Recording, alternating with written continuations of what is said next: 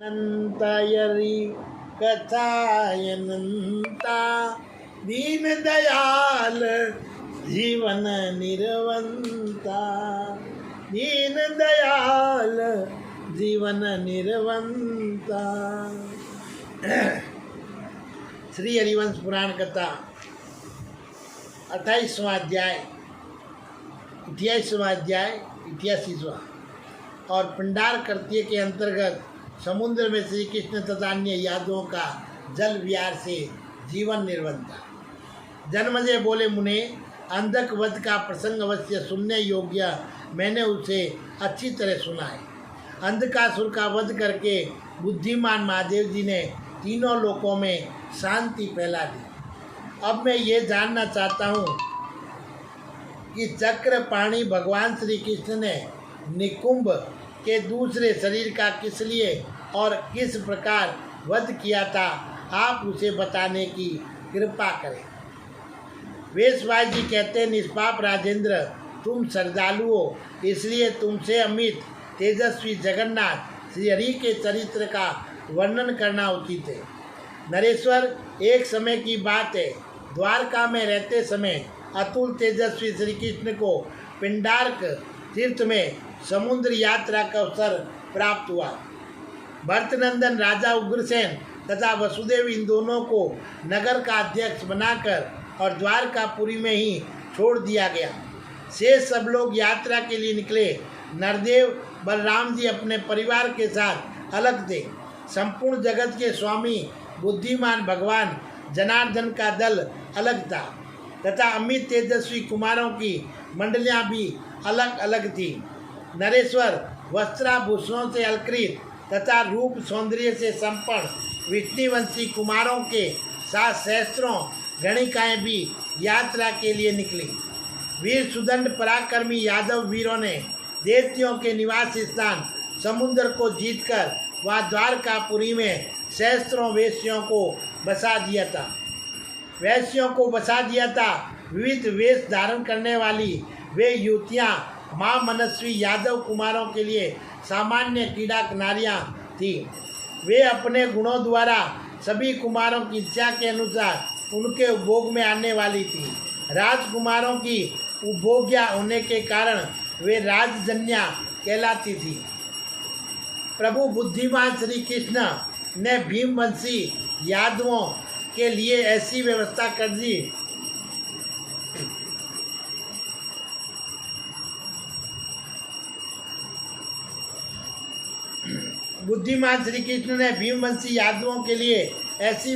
कर दी थी जिससे यादवों में स्त्री के कारण परस्पर वैर न हो। तो प्रतापी युधिष्ठिर बलराम जी सदा अपने अनुकूल रहने वाली एकमात्र रेवती देवी के साथ चकवा चकवी के समान परस्पर अनुराग पूर्वक रमण करते थे। तो वे कादम्बरी मधु का पान करके मस्त रहते थे।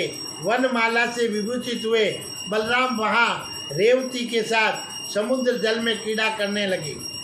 सबके दृष्टा कमल नयन गोविंद सर्वरूप से अर्थात जितनी स्त्रियाँ थी उतने ही रूप धारण करके जल में अपनी 16,000 स्त्रियों को रमाते थे।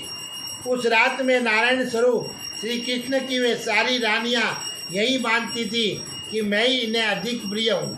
अतः केशव मेरे ही साथ जल में विहार कर रहे हैं। सभी के अंगों में सूरत के चिन्ह थे और सभी सूरत सुख का अनुभव करके तृप्त हो गई थी। अतः वे सब की सब गोविंद के प्रति बहुमान जनित समान का भाव धारण करती थी। श्री कृष्ण की वे सभी सुंदरी रानियां अपने स्नेही परिजनों के समीप प्रसन्नतापूर्वक अपने भाग्य की सराहना करती हुई कहती थी कि मैं ही अपने प्राणनाथ को अधिक प्रिय हूँ, मैं ही उन्हें अधिक प्यारी हूँ। मैं कमल नैनी सुंदरियाँ दर्पण में अपने कूचों पर श्री कृष्ण के नक्षत्र और अधरों पर दंत दक्ष के चिन्ह देख देख कर हर्ष में भर जाती थी। श्री कृष्ण की वे सुंदर पत्नियां उनके नाम ले लेकर गीत गाती और अपने नेत्र पुटों से उनके मुखारविंद का रस पान करती थी। राजन, उनके मन और नेत्र श्री कृष्ण में ही लगे रहते थे। नारायण की कमनीय भार्या अत्यंत मनोहारिणी और एक निश्चय पर अटल रहने वाली थी। नारायण देव ने उनके सारे मनोरथ पूर्ण करके उन्हें तृप्त कर रखते थे। अतः वे अग्नाय एक को ही अपना हृदय और दृष्टि अर्पित करके आपस में कभी ईर्ष्या नहीं करती थी। वे सारी की सारी मनोवर दृष्टि वाली अथवा मनोवर दिखाई देने वाली सुंदरियां केशव की बल्लभा होने का अथवा केशव को प्राण बल्लभ के रूप में प्राप्त करने का सौभाग्य वहन करती हुई अपने सिर को बड़े गर्व से ऊंचा किया करती थी। अपने मन को वंश में रखने वाले भगवान श्री कृष्ण समुद्र के निर्मल जल में पूर्वोक्त विश्वरूप विधि से उन सब के साथ क्रीड़ा करती थी। भगवान वासुदेव के शासन से उस समय महासागर समस्त सुगंधों से युक्त स्वच्छ लवण सहित और शुद्ध स्वादिष्ट जल धारण करता था। समुद्र का वह जल कहीं घुटी पर था तो कहीं घुटनों तक, कहीं जांघों तक था तो कहीं स्नतों तक। उन नारियों को इतना ही जल अभिष्ट था।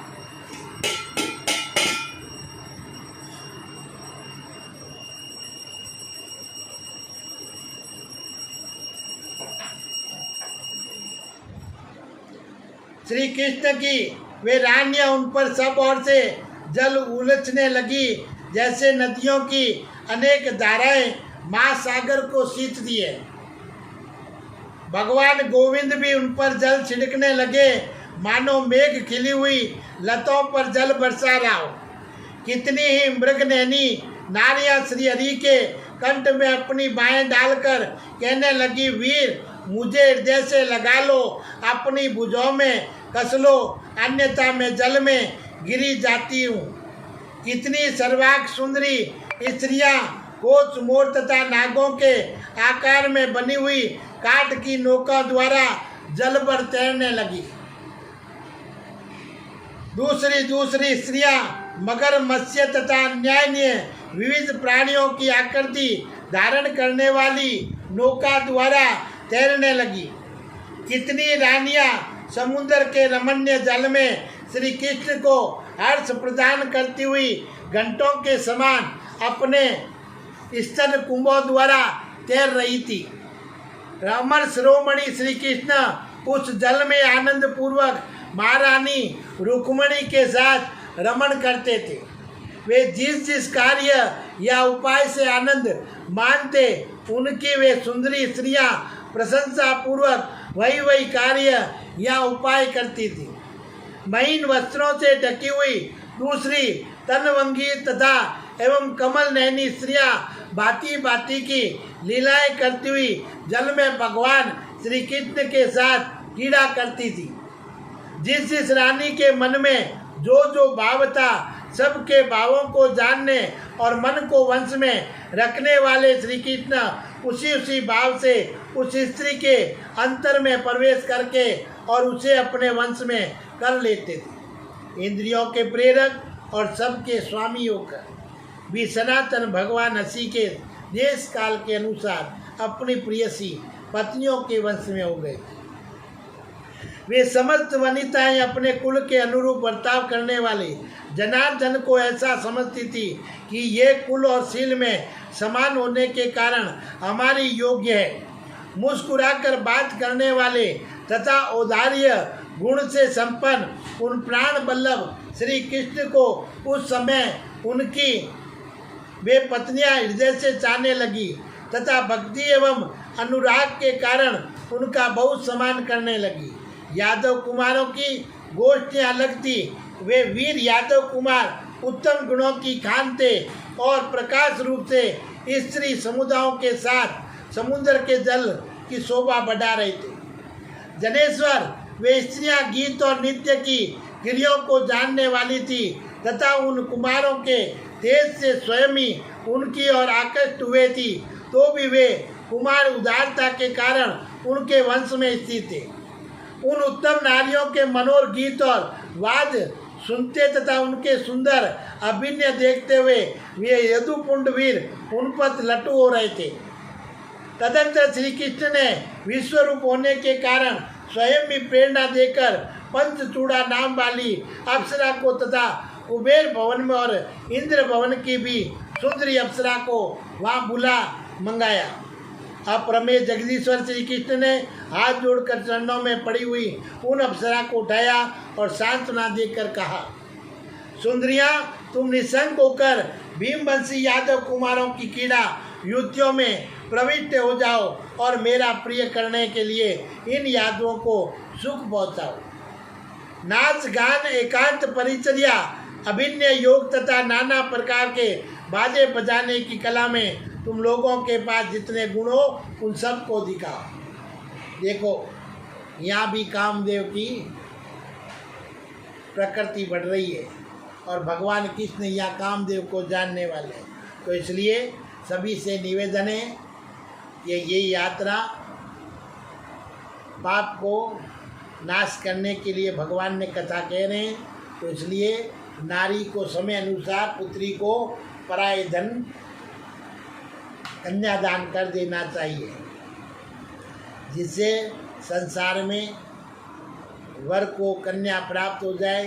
यादवों के कृष्ण भगवान ने पूरे वंशज के लिए सबका साधन कामदेव का बना दिया और सबकी कुशल यात्रा करवा दी। तो उस समय श्री हरि की उस आज्ञा को श्रोधार्य करके वे सब श्रेष्ठ अप्सराएं यादव कुमारों की क्रीड़ा युद्धियों में सम्मिलित हो गई। भगवान कृष्ण तो माया फैला रखे, वो इस माया में नहीं है, इस माया से अलग है, क्योंकि मारने वाले वो, बचाने वाले वो। तब जो जो साधन किया है उसमें सबके कामदेव का भी साधन बना दिया। तो इत्यों में सम्मिलित हो गए। निष्पाप नरेश उनके प्रवेश करते ही वह महासागर दिव्य प्रभा से उदित हो उठा। ठीक उसी तरह जैसे आकाश में मेघों के समुदाय बिजलियों के चमकने से प्रकाशित हो उठता है, वे दिव्य अंगनाएं जल में भी स्थल की भांति खड़ी हो स्वर्गलोक की भांति गीत गाने, बाजे बजाने तथा सुंदर अभिनय करने लगी। कल कथा में बताया था देवता दो ही है, एक है हनुमान, दूसरा है कामदेव। हनुमान को याद भी करते हैं तो दर्शन नहीं होता है, थोड़ी बस शांति मिलती है। और क्योंकि हनुमान की भक्ति में हनुमान जैसे अपने नहीं बन सकते और कामदेव की बिना भक्ति में कामदेव जैसे बन जाते।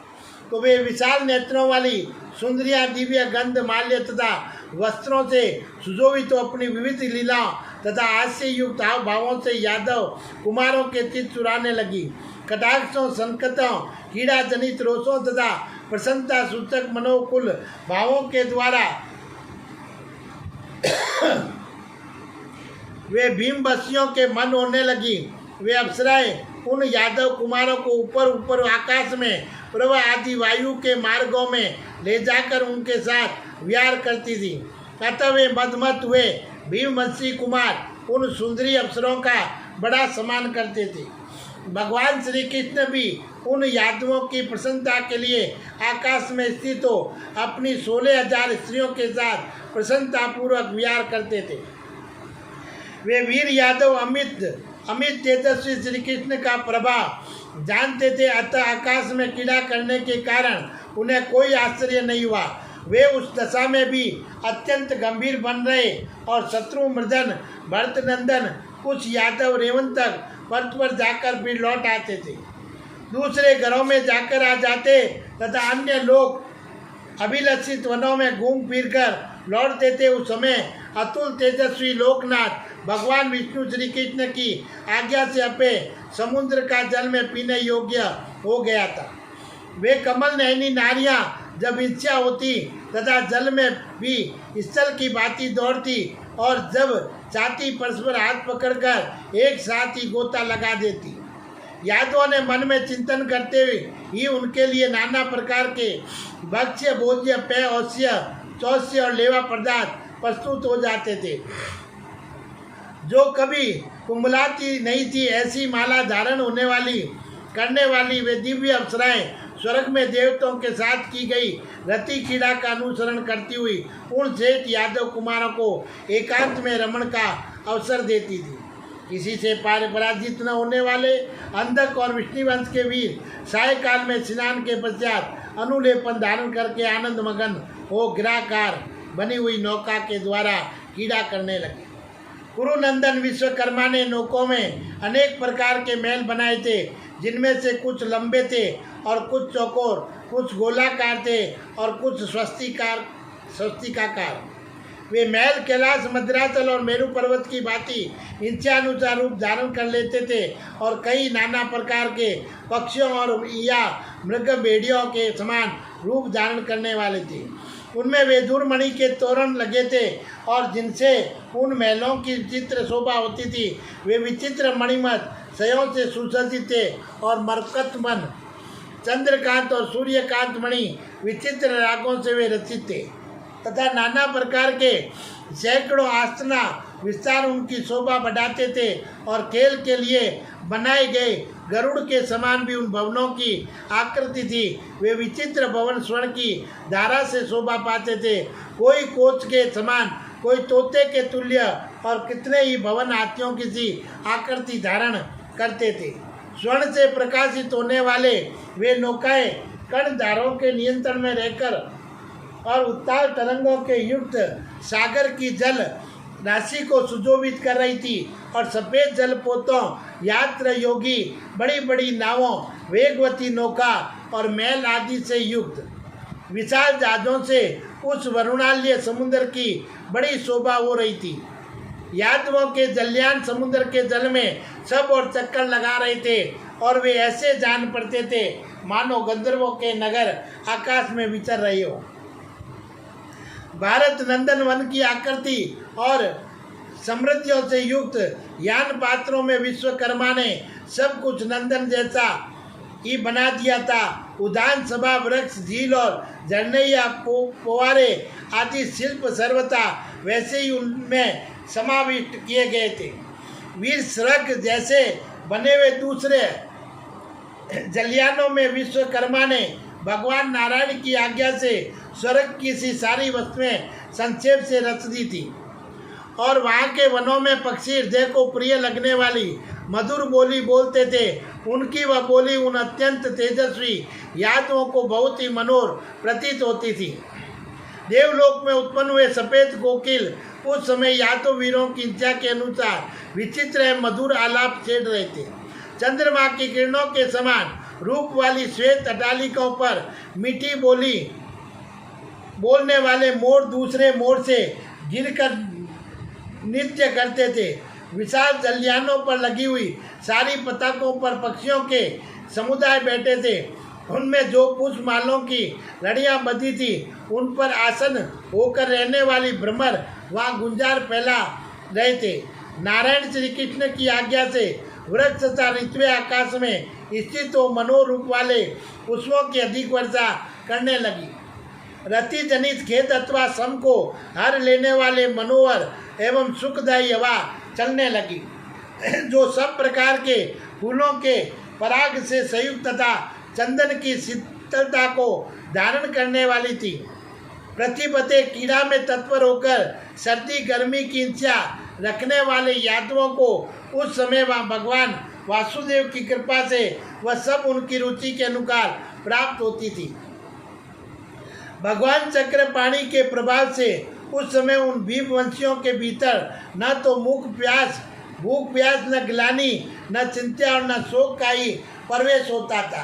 तो जहाँ कृष्ण हो वहाँ भूख प्यास की कोई चिंता नहीं होती है और ये तो पूरा साधन ही खेल ही कृष्ण भगवान का रचा हुआ है। तो संसार में कोई की चिंता नहीं करनी, केवल सभी अपने निमित्त बने हुए, तो निमित्त से अपना कर्म निभाए।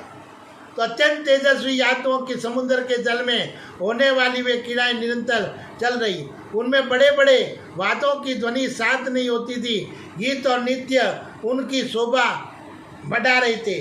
श्री कृष्ण द्वारा सुरक्षित वे इंद्र तुल्य तेजस्वी यादव अनेक योजन विस्तृत समुद्र के जलाशय को रोककर कीड़ा कर रहे थे। विश्वकर्मा ने महात्मा भगवान नारायण देव के लिए उनके विशाल परिवार 16,000 रानियों के समुदाय के अनुरूप ही जहाज बना रखा था। प्रजानाथ तीनों लोकों में जो विशिष्ट रखते वे सभी अत्यंत तेजस्वी श्री कृष्ण के उस यान पात्र में लगे थे। भारत श्री कृष्ण की स्त्रियों के लिए उसमें पृथक पृथक निवास स्थान बने थे, जो मणि और वैदुर्य से जटित होने के कारण विचित्र शोभा से संपन्न तथा स्वर्ण से विभूषित थे। उन ग्रहों में सभी ऋतुओं में खिलने वाले फूल लगाए गए थे। वहाँ सभी तरह के उत्तम सुगंध फैलकर उन भवनों को सुवासित कर रहे थे। सेठ यादव वीर तथा स्वर्गवासी पक्षी उन निवासी स्थानों का सेवन करते थे। बोलिए श्री कृष्ण भगवान की जय। हरि अनंताय हरि कथाय अनंता दीन दयाल जीवन निरवंता। दीन दयाल जीवन निर्वंता। दीन दयाल जीवन निर्वंता। बोलिए श्री कृष्ण भगवान